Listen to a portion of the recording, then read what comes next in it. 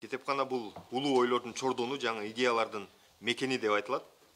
Китепканага колдонуучулардын тейлөө көрсөткүчү 2021-жылы 1.057.000 адамдан турду.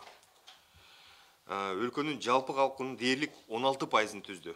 Башкача айтканда, Кыргыз Республикасынын ар бир 7-чи тургуну коомдук китепканаларга окурман катары кирди. Китеп жана санариптик доорду окуу экинчи эл аралык конференциясы уюштурулду. 11 өлкөдөн чакырылган атайын адистер келип, китепкананын келечеги, китепканада жүргүзүлүп аткан акыркы мезгилдеги чоң реформалар жөнүндө талкуу жүргүздү. Эми статистикага айта кетип турган болсок, жалпы Кыргызстанда 19 миллион китеп бар. Китепканалардын өнүктүрүү борборлорун ачканбыз. Бүгүнкү күндө 50 борбор китепканаларда иштеп атат. Бул баягы айыл жергелеринде билесиздер, балдардын баягы баштапкы окуу жайга же болбосо садикке бере албаган ата-энелер балдарын китепканаларга алып келип, жумасына 2 жолу 3 сааттан китепканачылар менен биргеликте окутуу жүргүзүп, алар менен бүгүнкү күндө иштеп аткан мезгили. Китепканачылар үчүн жайкы лагерлер уюштурулду.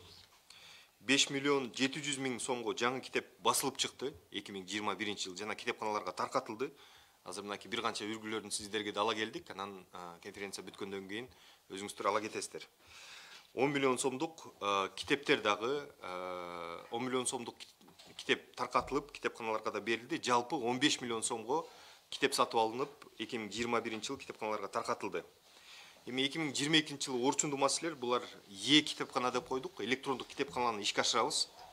Бул эмне дегендик, бүтүндө Кыргызстан боюнча баягы читательский билет деп коебуз, окуу билети жок кылынат. Ошонун баардыгы электрондук түрдө өтөт. Жана бүтүндөй китепканалардагы китептердин базасын түзүп, электрондук базасын түзүп, окурмандар же жеп телефонуна, же болбосо чөнтөк телефонуна, же болбосо компьютеринан окуу ала турган деңгээлге чейин алып келинебиз. Бүтүндөй китепканалар менен онлайн баарлашып, алардан китеп ижарага алып, же болбосо акысыз алып, аларды окуу мүмкүнчүлүгүнө чейин чыгарабыз. Андан тышкары азыр китепканалар 25% интернет менен камсыз болгон, ошол ишти бүтүрөбүз 2022-жылы.